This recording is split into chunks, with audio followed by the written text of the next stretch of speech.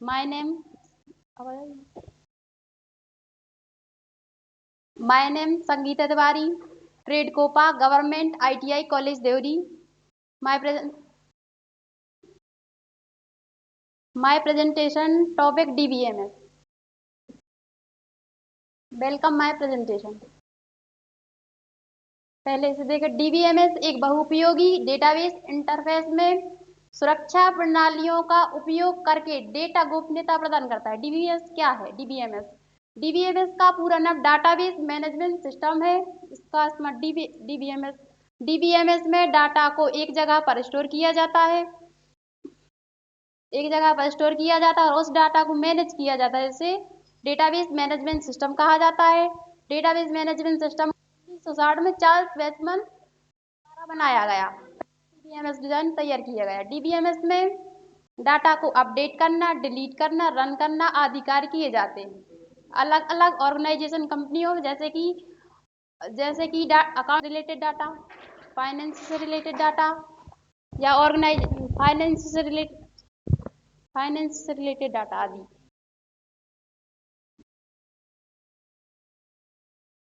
DBMS की कुछ आवश्यकता है, जैसे कि नई सूचनाओं को जोड़ना व सूचनाओं में बदलाव करना। DBMS के कुछ एडवांटेज व डिसएडवांटेज होते हैं,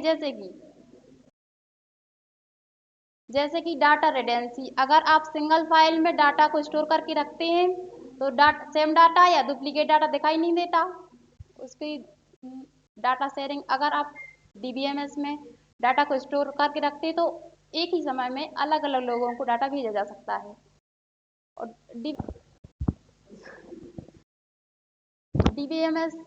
DBMS में एक कंपोनेंट और होता है,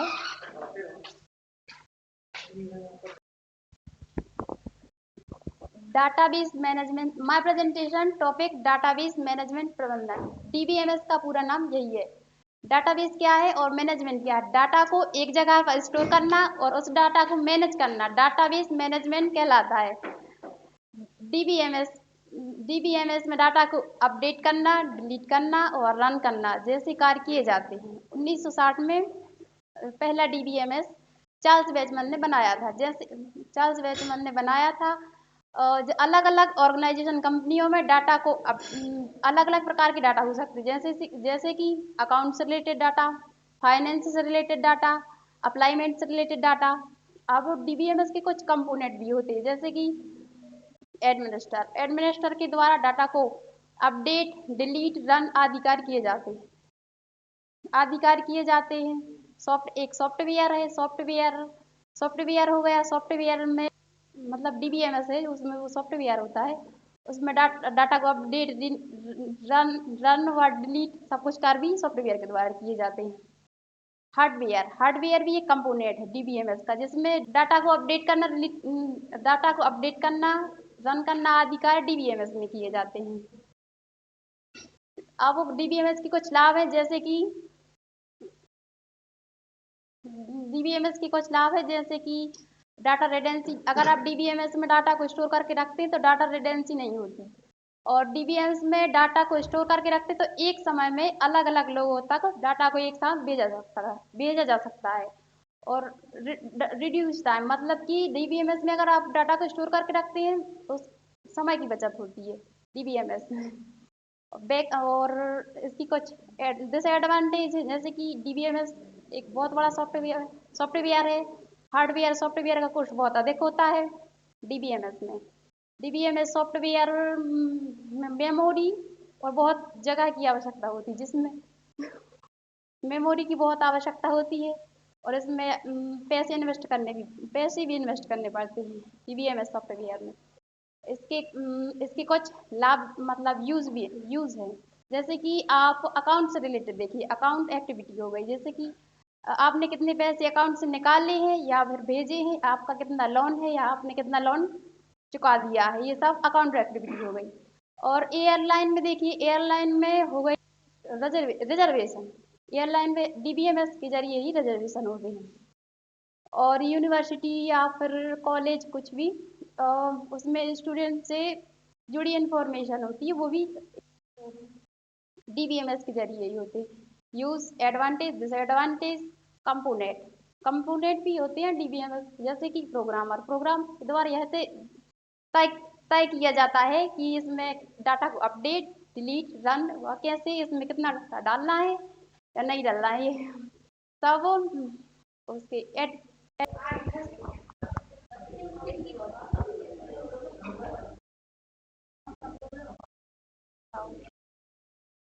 ये वर्तमान में कई तरह के डीबीएमएस प्रचलित हैं, जैसे कि डीबीएमएस। डीबीएमएस का पूरा नाम रिलेशनल डाटाबेस मैनेजमेंट सिस्टम है। रिलेशनल डाटाबेस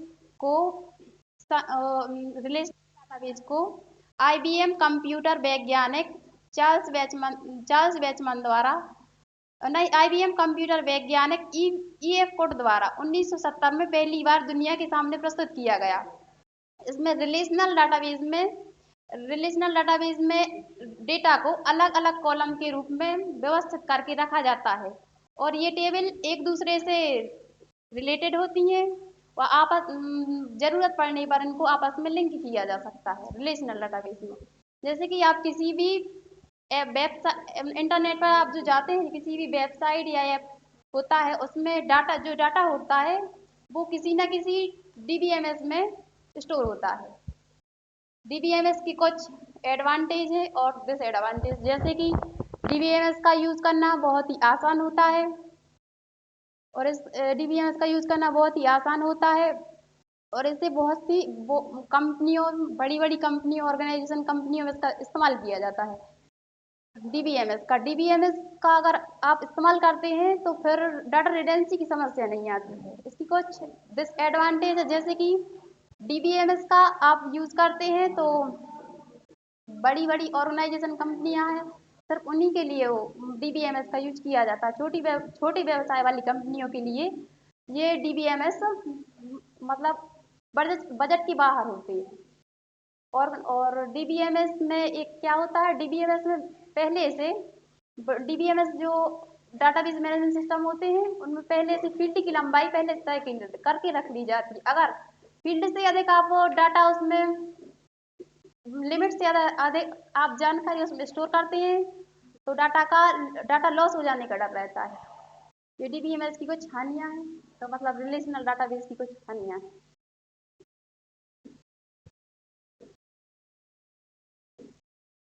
ये आईडी आईडी और यहाँ पर आईडी रोहित, आकाश, रिया, ये आईडी, ये पोस्ट है, मतलब कौन सी पोस्ट पर है वो, जैसे कि पोस्ट मास्टर, टीचर, प्रिंसिपल।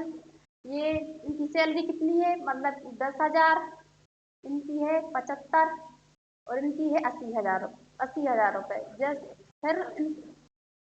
फिर इसको मतलब फॉरेन की मदद से इन टेबल को आपस में जोड़ा जाता है। जैसे रिया की आईडी, अपन आईडी निकाली, रिया की आईडी, रिया कहाँ पर है, रिया ये है, रिया की आईडी 23 है, सॉरी नाम भूल गए। और प्रिंसिपल, इसका पोस्ट क्या है, प्रिंसिपल है, तो फिर इसकी फॉरेन की मदद से आप निकालेंगे आईडी तो फिर यही टेबल बनकर आएगी। ये रिलेशनल डाटाबेस मॉडल हो गया। ये रिलेशनल डाटाबेस मॉडल है।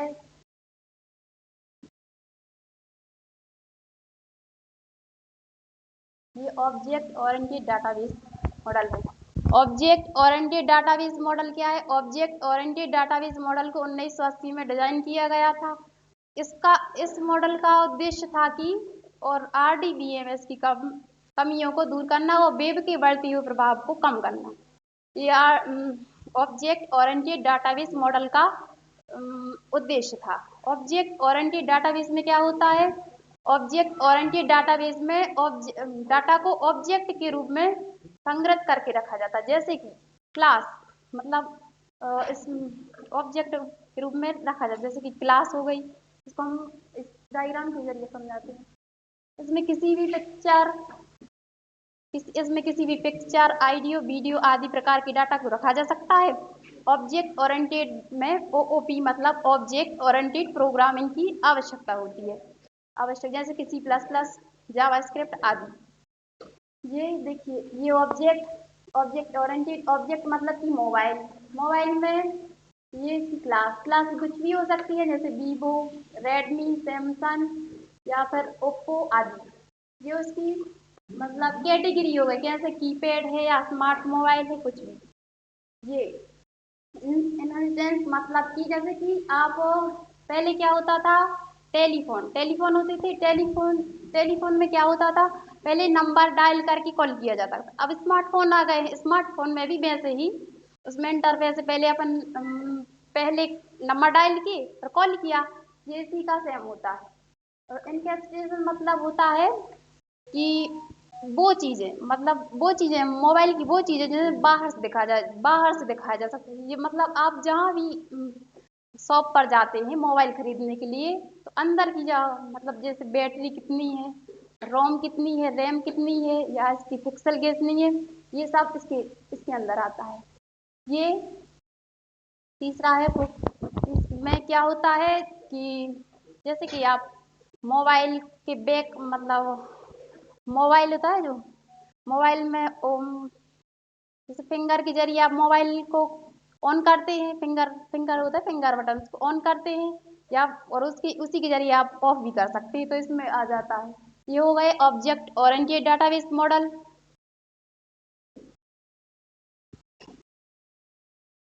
ऑब्जेक्ट रिलेशनल डाटा मॉडल क्या होता है? एक object relational data model object और रिलेशनल दोनों से मिलकर बना होता है, जिसमें ऑब्जेक्ट और रिलेशनल दोनों डाटाबेस मॉडल का यूज किया जाता है। अब इसकी बात आती है डाटा टाइप। डाटा टाइप क्या होता है? डाटा टाइप डाटा की विशेषता को बताता है, जैसे कि care string data type. Care string data type, ये डाटा टाइप का यूज अभी हमने क्या पढ़ा, डीबीएमएस, उसी में किया जाता है। जैसे केयर स्ट्रिंग डाटा टाइप होगा, स्ट्रिंग डाटा टाइप होगा, न्यूमेरिकल डाटा टाइप हो गए, ये सभी का यूज उसी में किया जाता है। केयर स्ट्रिंग डाटा टाइप का यूज केयर को न्यूमेरिकल और केयर को स्टोर करने के लिए किया जाता है। इनकी बहुत सी प्रोग्रामिंग लैंग्वेज में इसे यूज किया जाता है। ये केयर स्ट्रिंग डाटा टाइप हो गए।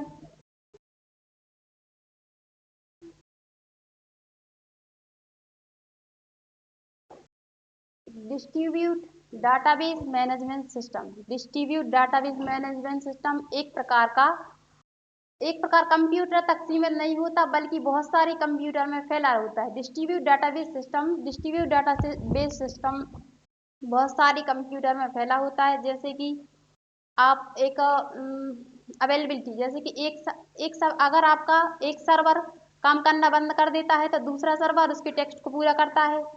एक सिस्टम जो डिस्ट्रीब्यूट डाटाबेस सिस्टम होता है, डीबीएमएस होता है, वो एक सिस्टम काम करना बंद कर देता है तो दूसरा सिस्टम काम करता है। ऐसे ही सर्वर का उपयोग भी डिस्ट्रीब्यूट डाटाबेस सिस्टम में किया जाता है। इसकी कुछ एडवांटेज, डिसएडवांटेज है। ये जटिल ये जटिल प्रश्नों को बहुत ही कम समय में ये जटिल प्रश्नों को बहुत ही कम समय में हल कर पुनः प्राप्त कर देता है। इसकी कुछ हानियां हैं, इसमें एडिशनल सॉफ्टवेयर की आवश्यकता होती है, ये इसमें बहुत कम सिक्योरिटी होती है। ये डिस्ट्रीब्यूट डाटाबेस मैनेजमेंट सिस्टम।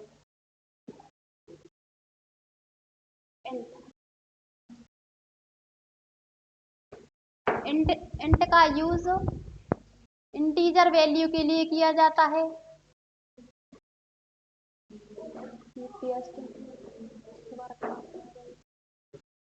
ये होगा binary data type. Binary data type का use store binary data type को स्टोर करने के लिए किया जाता है। Size program program size parameter bit में कॉलम की फील्ड लेंथ को दर्शाया जाता है। बेर केयर डेटा टाइप का यूज बाइनरी डेटा स्ट्रिंग को स्टोर करता है। इसका साइज पैरामीटर बिट में कॉलम लेंथ को दर्शाया जाता है। स्ट्रिंग डाटा टाइप का यूज स्ट्रिंग डाटा टाइप क्या बताता है? डाटा टाइप की विशेषता को बताता है। Char string data type